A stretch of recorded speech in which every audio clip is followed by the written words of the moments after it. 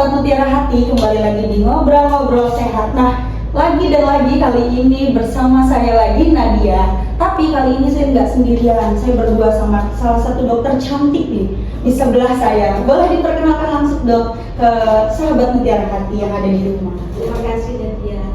Baik, selamat pagi. Assalamualaikum warahmatullahi wabarakatuh. Sahabat Mutiara Hati. Pagi ini kami akan berbincang-bincang dengan sahabat Mutiara Hati mengenai mungkin beberapa kasus ya, atau kasus tertentu yang saat ini sedang berfenomena, sedang banyak yang mendekati musim penghujan. Boleh diperkenalkan langsung dok. Baiklah, nama saya Dr. Mena Sari, saya bertugas di RSIA Mutiara Hati, nama saya juga bertugas di RSUD Sewu. Nah, saya lebih akrabnya manggilnya biasanya Dokter Mei, ya dok ya. Mei Sari kepanjangan Dokter Mei. Namanya cantik sama kayak ya.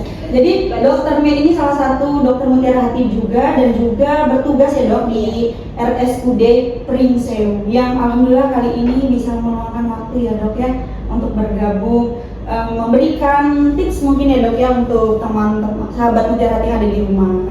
Dok, sekarang ini belakangan ini sebenarnya banyak fenomena penyakit yang bermunculan gitu dok ya. Nah, mungkin ada salah satunya dok yang penyakit yang paling banyak saat ini dokter tangani. Itu apa dok? Mungkin ya untuk yang di rumah sakit Mutiara Hati sendiri yang paling banyak saat ini itu demam berdarah. Ya. Baik untuk kasus anak-anak maupun kasus dewasa saat ini sudah banyak sekali karena mungkin memasuki musim hujan ya. Saya kan biasanya masyarakat umum ini dok, taunya demam berdarah itu hanya menyerang anak-anak. Ternyata pada dewasa juga ada ya dok ya? Iya. Untuk kasus demam berdarah ini tidak pandang usia, bisa pada anak-anak, remaja maupun dewasa nih. Karena kita tahu penyebab daripada demam berdarah pada musim hujan ini adalah pneumonia infeksi. Dia bersarang pada tempat-tempat penampungan air, terutama air yang jernih. Apalagi sekarang ini musim penghujan, tempat-tempat mungkin tempat penampungan air, pot bunga ataupun tempat penampungan air yang tidak dibersihkan sebagai sumber jentik nyamuk untuk berkembang biak. Jadi biasanya digalakan untuk 3M, menutup, menguras maupun mengubur barang-barang bekas yang tidak terpakai ya, yang di mana tempat-tempat tidak terpakai tersebut ditakutkan bisa menyimpan atau menampung air sisa hujan ataupun air pembuangan yang masih bersih. Berarti harus diterapkan 3M itu ya dok ya? Menguras, menutup, menguras, mengubur barang-barang bekas yang sifatnya bisa menampung air. Kan banyak tuh dok yang biasanya di depan rumah itu kan ada saluran air hujan ya dok ya. Banyak tuh sampai berderijan katanya saya nih untuk ini untuk itu nyiram tanaman, malah sebenarnya itu salah satu yang menimbulkan ya dok ya, menciptakan sumber. Nah, ya kalau seandainya tempat air itu memang setelah tertampung air bersih kemudian tertutup rapat, mungkin tidak. Yang kita tahu kan tempat air yang terbuka yang bisa sumber untuk jentik atau si nyamuk ini bersarang hingga bertelur di tempat air yang selagi disimpan dengan nyaman ya dok ya. Jika memang air itu bersih bisa digunakan dan tertutup rapat, ya. Yang kita lakukan itu tempat penampungan air yang terbuka kemudian lama menggunakan dan tidak dibersihkan. Berarti tetap harus tetap waspada ya dok untuk dewasa, karena DBD pun nggak pandang usia ya dok. Nah, untuk perbedaannya DBD anak dan dewasa itu perbedaannya seperti apa dok? Saya rasa untuk kasus anak maupun dewasa itu siklus demamnya hampir sama ya.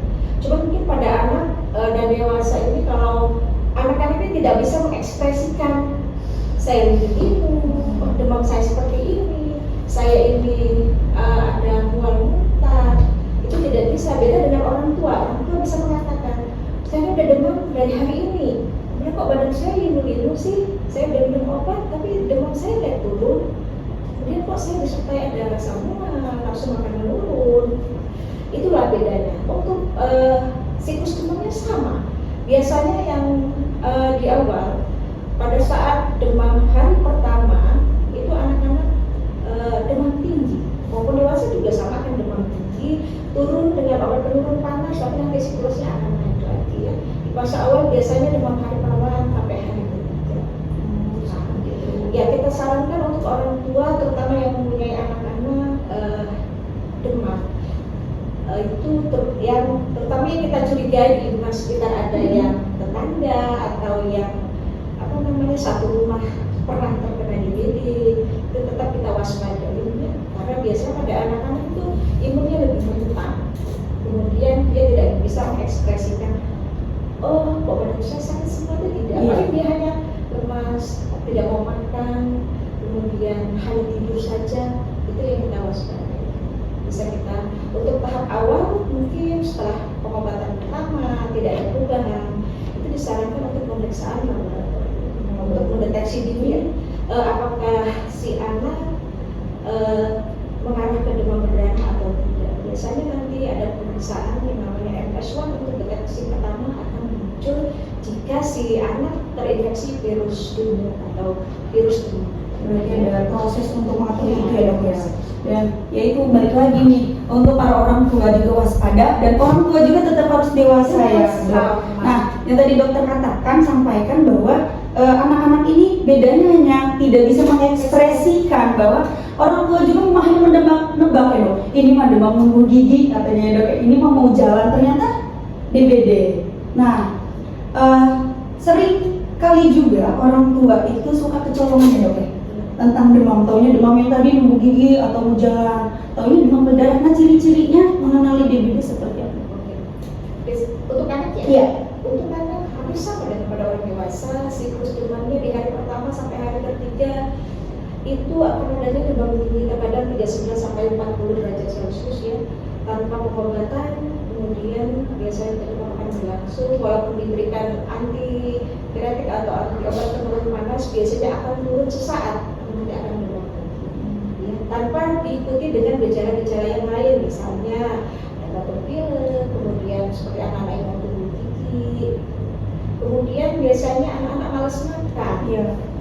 Itu biasanya pada demam berdarah itu memang ada nafsu makan menurun karena ada timbulnya rasa mual, muntah, kemudian badan terasa linglung, tidak nyaman. Cuma kan si anak tidak bisa mengekspresikan kok badan saya sakit ya. Bagi anak-anak memang yang belum bisa atau belum mengerti mengatakan hal seperti itu. Mungkin kalau untuk anak-anak yang sudah memasuki remaja dia bisa mengatakan kok badan saya nyeri-nyeri ya bu, kok bola mata saya terasa pegal daerah belakang atau daerah tulang-tulang saya seperti limu, mungkin akan seperti itu.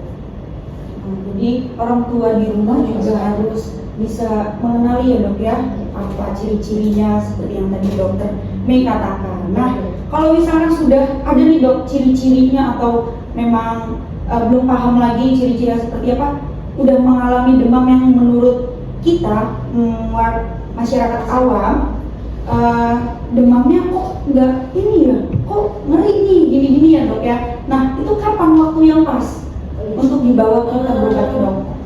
Ya, pada kasus demam berdarah ini siklusnya seperti tapal kuda ya, di mana ada 3 fase. Yang pertama fase demam. Biasanya fase demam itu demam tinggi di fase hari pertama sampai ketiga. Kemudian fase kritis. Fase kritis itu yang kita takutkan jika tidak terjadi cepat diketahui atau cepat penanganan itu di fase hari ke-4 sampai ke-5 itu masuk fase kritis, dan hari ke-5 dan ke-7 itu fase pemulihan atau fase pemulihan ya.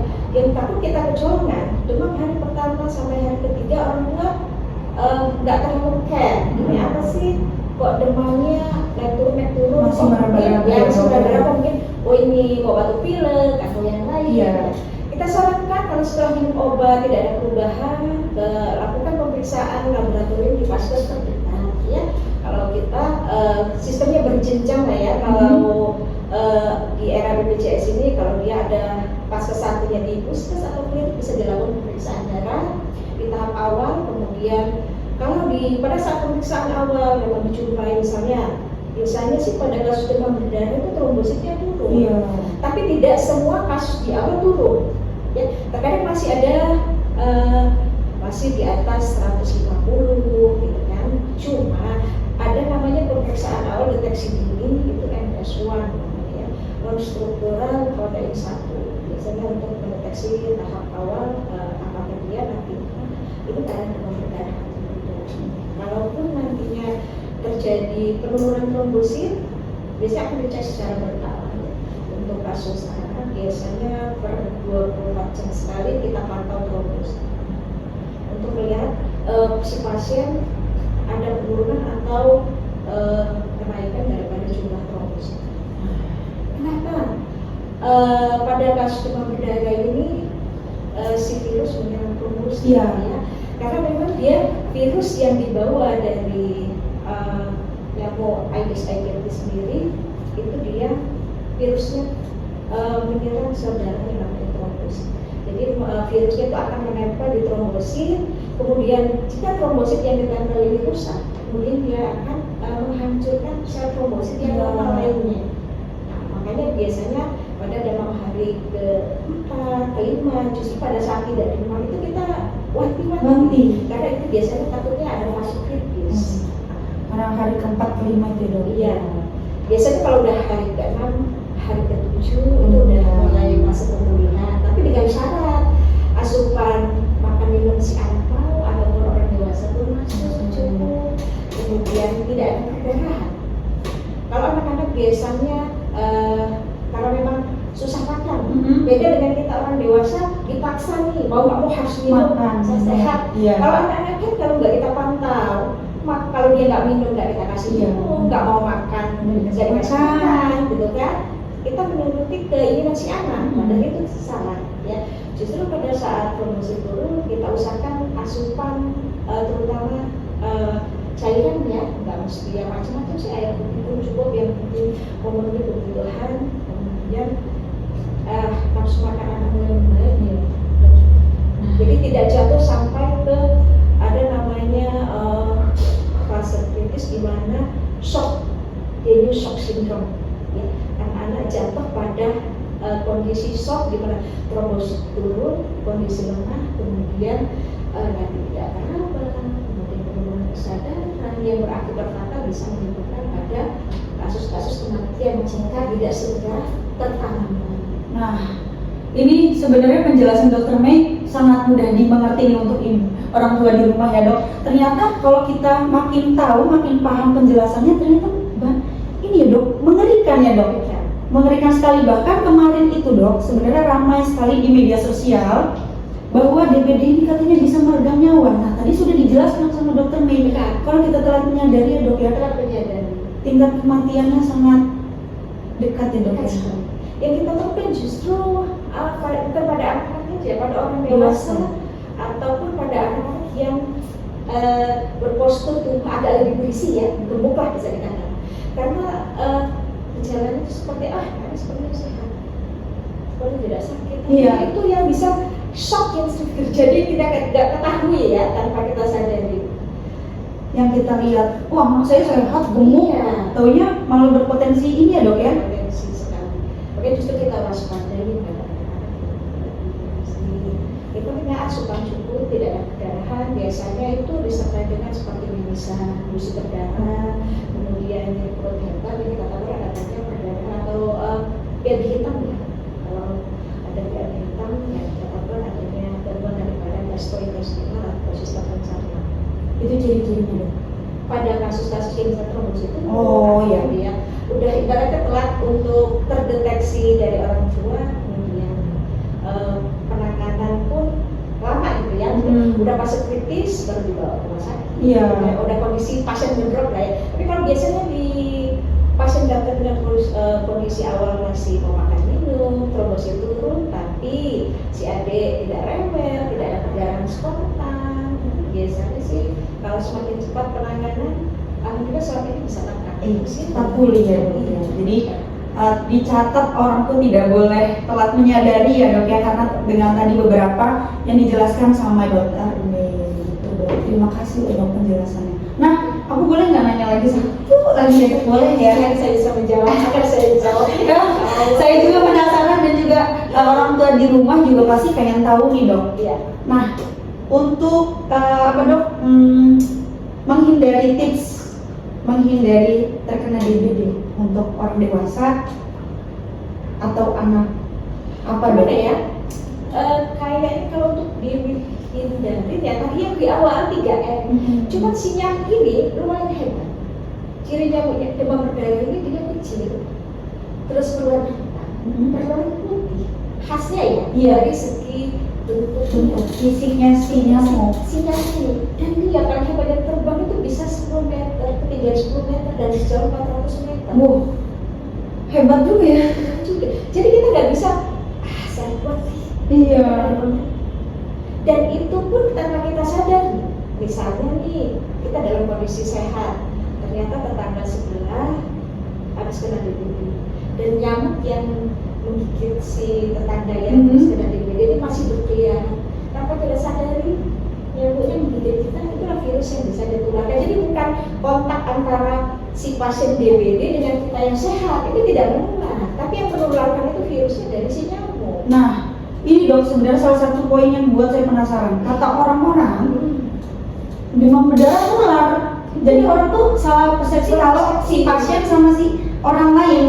Ternyata dari nyamuknya yang bekas menggigit gitu ya dok ya. Oh seperti itu. Dan kita waspadai, yang demam berdarah ini dia di tempat terang. Kemudian dia kalau pagi lebih cenderung ya sekitar jam 8 sampai jam 10 pagi. Dan waktu menjelang senja itu dia masih kondisikan sekitar jam 3 sampai jam 5 sore. Masih waktu terang ya. Waktu terang. Makanya kenapa pada anak-anak sekolah lebih sering? Iya. Karena anak-anak itu di sekolah itu dari pagi sampai siang itu kan posisi di ruangan. Kemudian tidak bergerak, tidak pernah melalui populasi. Yang ini dari kaki ke bawah tanpa dia sadar. Seperti itu. Jadi lebih baik cenderung karena saya dapat dari mana nih? Iya, bingung ya. Padahal di rumah saya ada nyamuk. Bersih, nggak ada ini ya. Nggak mesti di rumah, mana ya? Bisa di lingkungan kerja, di tempat sekolah, di tempat kita sadari mungkin di sekitar sana ada. Iya. Jadi jangan takut demam berdarah tidak menularkan antara si pasien dengan si pengurus pasien. Maksudnya misalnya anaknya sakit, ibunya ngurus anaknya takut tertular tidak. Jadi tidak ditularkan dari manusia ke manusia, melainkan virus si nyamuk yang menggigit orang yang kena DBD menggigit lagi orang yang sehat. Itulah yang menularkan virus itu. Jadi selama ini saya mungkin dari salah satu orang tua yang ada di rumah mungkin salah paham yang tadi itu. Ternyata nularnya bukan dari yang sakit atau yang sehat, ternyata dari si nyamuknya karena masih di situ ya dok ya. Wah bahaya juga ya, malah nyamuk itu hadirnya di siang hari, bukan di malam-malam, bukan pas tidur. Tempat yang terang. Iya dok. Kalau gigit. Kemudian usahakan itu di rumah tidak lembab. Tidak lembab dalam arti kata jangan sering menggantung pakaian yang tidak dipakai. Kalau kira-kira tidak dipakai jangan digantung, dicuci setelah itu dilipat taruhkan ke tempat pakaian. Jadi tidak membuat sarang nyamuk. Yang kita tahu kan dia nggak luar masuk ke tempat yang lembab ya. Di sana dia bertahan nunggu makan. Jam-jam siang dia keluar. Jadi tidak kasar. Tadi kita bisa, oh jam segini nih, kita nggak bisa. Iya benar. Wah ini emang penjelasan dokter Mei, saya terima kasih banyak dok. Karena saya juga tadinya kan kayak kalau anak-anak aja kan banyak kan yang kita tahu anak-anak. Ternyata saya pun berpotensi untuk kena juga ya dok demam berdarah. Nah ada nggak sih dok kayak kita harus mengkonsumsi vitamin apa yang khusus atau vaksin atau obat-obatan untuk menghindari itu seperti buah-buahan, jus itu sifatnya ya mungkin ya kecelakaan kau jus jamu sebenarnya sih mungkin kandungan dari jus buah itu vitamin C-nya yang tinggi, jadi dia sifatnya memperkuat imun seseorang gitu aja. Oh benar berarti dok kalau jambu itu jus jambu misalnya ya jeruk, ayam yang kandungan vitamin C yang tinggi itu ya salah satunya bukan dengan minum itu cepat menaikkan imun sih sebenarnya tidak juga, hanya dia dengan semakin kuatnya imun seseorang nanti kan ada sistem pemulihan langsung akan membaik. Iya, benar. ya kan? Kemudian tadinya yang ada rasa mual agak berkurang lah ya, sedikit-sedikit membaik. Cuma pada kondisi pasien ada mual muntah, kemudian belum ada nafsu makan, untuk dihindari makanan yang pedas ya. Karena kita takut dia merangsang sistem pencernaan karena asupan tidak banyak, malah menimbulkan diare. Itu aja yang kita hindari, yang kita takutkan. Berarti kalau untuk jus jambu bener ya dok ya? Ternyata banyak tuh dok yang Iya. sakit DBD, enggak ini harus minum jus jambu, beliin aja jus jambu, ini jus jambu yang udah kemasan juga seperti itu. Ternyata memang benar, tapi untuk Karena kandungan vitamin C. karena kandungan vitamin C. Padahal sebenarnya pada fase pemulihan, kondisi si pasien mulai membaik, asupan makan minumnya cukup, tidak ada mual muntah, itu akan ada fase namanya fase pemulihan atau penyembuhan. Itu hari kelima, hari ke-6 dan ke-7 itu trombosit berangsur-angsur. Nah pada saat trombosit meningkat dia akan naik terus. Seperti Cuma itu. pada saat dia turun itu memang ada namanya fase kritis di fase ke hari ke-4 dan Kelima. Oke dok, terima kasih banyak. Saya mau nanya lagi tapi kayaknya udah cukup ya dok ya, udah cukup kayaknya udah semua pertanyaan saya nanya terus dari tadi ya. Jadi udah semua udah terjawab. Saya pun paham. Terima kasih dokter atas penyampaiannya. Itu salah satu kita untuk menghindari ya dok ya penyakit yang mungkin kita anggap sepele padahal berujung kritis ya dok ya. Jadi untuk sahabat Mutiara Hati khususnya para orang tua maupun calon orang tua wajib paham ya dok ya, dan jangan sampai telat menyadari apapun yang dirasakan oleh anak ataupun diri kita dewasa pun akan merasakan juga seperti DBD ya dok ya. Ya. Mungkin sudah cukup saya menanya-nanyakan. Oke. Nanti untuk sahabat Mutiara Hati boleh cek videonya bareng Dokter Mei. Nanti kalau ke Mutiara Hati pasti ketemu sama dokter cantik itu dokter yang ada di YouTube Mutiara Hati ya. Gitu. Tapi dokter juga ada di RSUD Prinsewu ya dok ya. Baik dok, saya terima kasih banyak tim Mutiara Hati atas kedatangannya meluangkan waktu. Insya Allah nanti boleh kapan waktu kita ngobrol-ngobrol sehat lagi. Boleh ya dok ya. Baik. Dengan tema yang lain tentunya yang bermanfaat untuk sahabat Mutiara Hati di rumah. Baik, saya cukupkan. Terima kasih. Wassalamualaikum warahmatullahi wabarakatuh. Bye.